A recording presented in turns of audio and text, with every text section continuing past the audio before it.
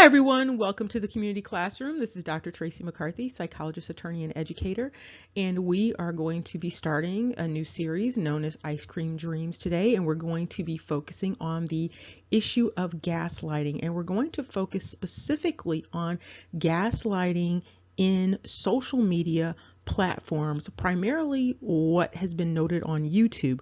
There is also gaslighting that goes on just in day-to-day relationships. And you see it significantly in a lot of mainstream media.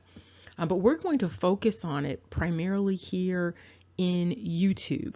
And one of the things that you might want to take note of is that when gaslighting is present, there is a sense of fantasy, a sense of delusion. You'll see lots of illusions and allusions and collusions going on.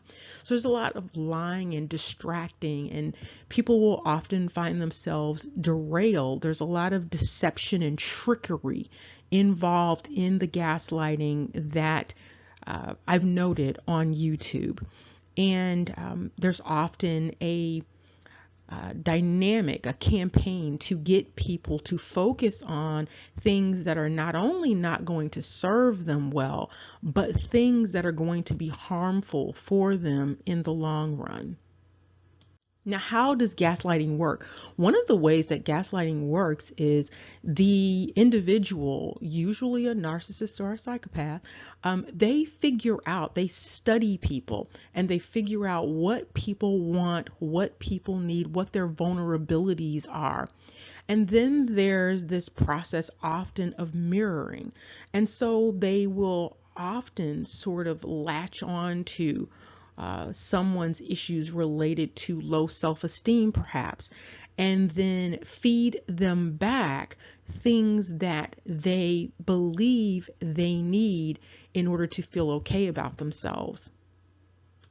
And so one of the things that individuals might do when they are planning a gaslighting campaign is it might start off with all sorts of flattery and all sorts of things to suck someone in, and then the tables will eventually turn. And so that's what often happens in one-on-one relationships, whether you're talking about regular interpersonal relationships, or you're talking about situations where you're in a workplace or other sorts of social dynamics.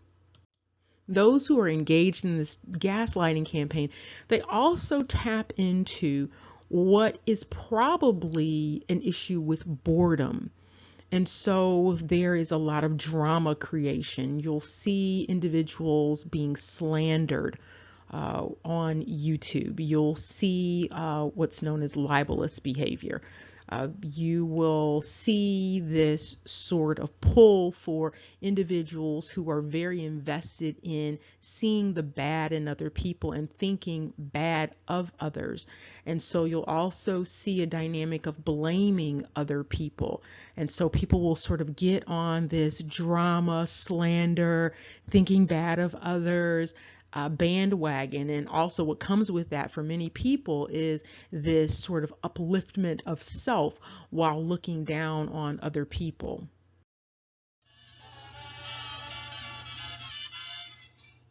Now, how do you know if you have stumbled upon some of this gaslighting that I'm talking about, some of this toxicity? One of the things that you'll notice is there will be a theme on the YouTube channel or the mass media. There will be a theme, and the theme that you will notice is it's going to follow one of these lines, and you just be on the lookout for it. So one of the first things that you might notice is there's a lot of externalizing and projecting and deflecting. And so you'll see this dynamic where the individual or the group, the collective, everything is about something out there. And so there's a limited focus, and there's also this projecting. And projecting is where you take something that's undesirable in self and then you project it onto others, or you magnify it when you see it in other people. And so when people say, oh my gosh, they're so selfish, and they just go on and on about, someone who is selfish, it may be that the person actually is a very, very selfish individual. It could also be that the person is just not giving them whatever it is that they want. But what often happens with projection is that the individual, they can't see the selfishness in themselves, but they can see it, strangely enough, very clearly in other people. And even so, they'll even see a little grain of it in someone else, and then they'll magnify it, they'll blow it all out of proportion. It just becomes very, very extreme. And also deflecting. So they'll take attention away from whatever it is they're doing and place that on to other people. And so there's a significant sort of other focus. There's also, you'll notice that there's a limited focus and a limiting focus, this push to have people see the world through a limited vantage point, this limited vision. It's almost like tunnel vision. And another thing you might see, which is pretty prominent, is sort of this perpetual victim mindset. And so what they're putting out there, what they're selling is perpetual victim, perpetual victim, perpetual victim, and after a while you're like, whoa, and so it's just this perpetual victim mindset that they are articulating for themselves. And anyone who identifies with them, they are articulating that paradigm for those individuals also. So there's also this blaming paradigm. So they never do anything wrong. It's always a focus on what someone else is doing wrong, even though they are the common denominator in the dynamics that they are often talking about. It's this focus on blaming and getting other people to engage in all of this blaming. And so there's this external locus of control, almost as if they have no control over their destiny. They have no control over their day-to-day experiences, absolutely no control. There's someone else who is responsible for everything that is going wrong in their lives. And it's not just everything that's going on wrong in their lives, it's everything usually that's going wrong in the world. And so the flip of that is that you'll see part of this gaslighting is, so the flip of that is this victimizing dynamic and attacking people. And so there will be this identification of self as a victim, but at the same time using the media, social media, using YouTube, using their channel, using their platform to victimize and attack other people. And one of the ways that you know this is going on is there will be name calling.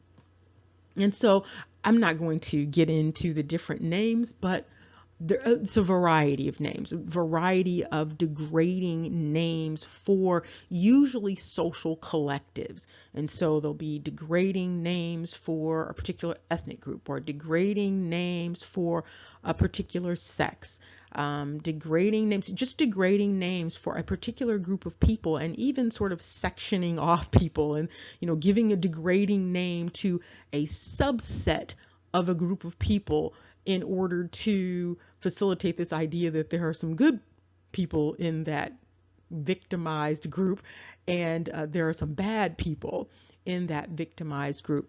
And so with this group degrading, there's also this self-aggrandizing. So it's a really interesting dynamic that, you'll see in many of these instances. So there'll be this, there are these horrible people out there in the world, and they're calling people names left and right. But at the same time, there's a campaign to uplift themselves. And so to make themselves look good and to make themselves look, like they are the cream of the crop out there. And then there is another dynamic that often goes on, and it's the poor me / look at me dynamic. And so they are, victimized, but they are the victimizers. They are having this dynamic where they're encouraging people to have this poor me, but look at me dynamic. And one of the most important things that you might see is this flipping the script. And so there's this Dr. Jekyll, Mr. Hyde thing going on. It's a bait and switch. So they might be all peaches and cream, might be ice cream. Okay, so it might be all peaches and cream one day. And then you turn around and they are off to the races going in another direction. So things might have seemed very positive at one point, But the next thing you know, they are engaging in this victimizing, attacking, name calling, degrading an entire group of people, at the same time self-aggrandizing, where at one point they seemed like all of this goodness and light. They were basically an ice cream dream, that turned into a nightmare. And so those are some of the things that you'll notice. But one of the things that happens is that gaslighting is sort of a grooming process for people. And so what someone who is gaslighting does, they sort of bait people into it.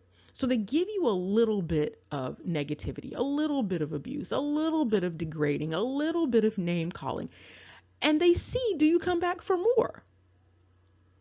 They're like, wow, this person came back for more of this. Okay. And so when a person comes back for more of it, two things happen. It sends the message to the communicator that the person is, to use slang, down for whatever that game is. And also for the individual, it lowers their boundaries and their resistance to the foolishness, because it is indeed some foolishness. But once a person buys into this and they keep coming back for it, what they are doing then is internalizing a number of these dynamics. And so they are sending the message that they are down for the abuse. And so what often happens in that situation is the person who's doing these abusive things, they're going to up the abuse. They're going to do more and more and more and more and more. They're going to continue to push the boundaries in many ways to see just how much the individual, the audience member, how much they are going to take before they say, they yell uncle. And in many instances, when many people who have experienced being mistreated, they've been degraded, they've been called names, they've been victimized, they might not readily see what is going on. And so they may just continue to come back for more and more and more of this, and it becomes a dance. In fact, they might become subscribers, so if they get the notification button, the bell or whatever the thing is, when new content comes out, so that they can hear more of this victimizing, attacking, degrading, name calling. And it also is a positive reinforcer for this person who's creating this ridiculous content.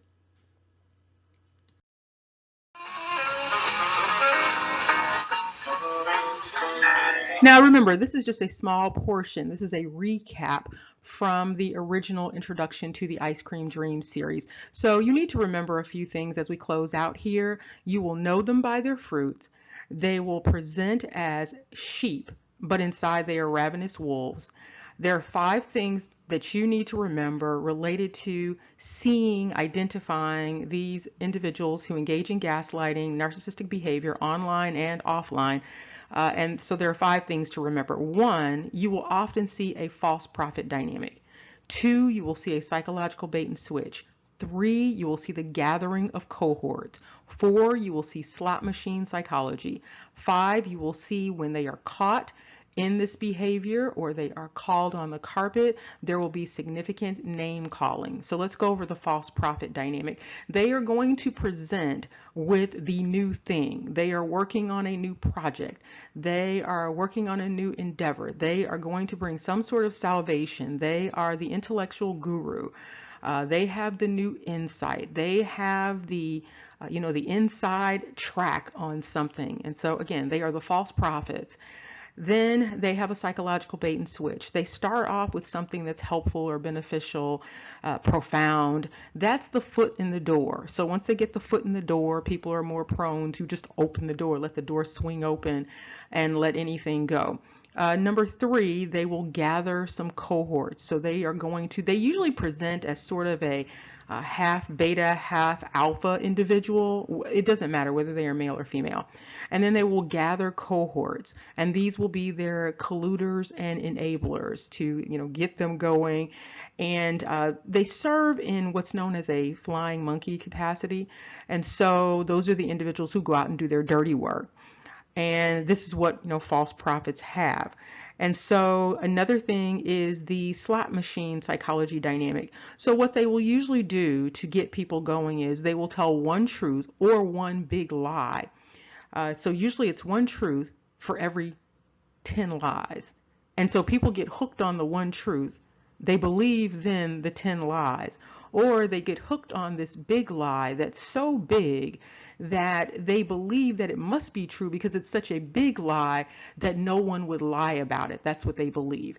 And so the last thing, number 5, is when they are caught, they are usually going to engage in slander. They're going to engage in libel. There's going to be lots of name calling, often a lot of screaming and ranting.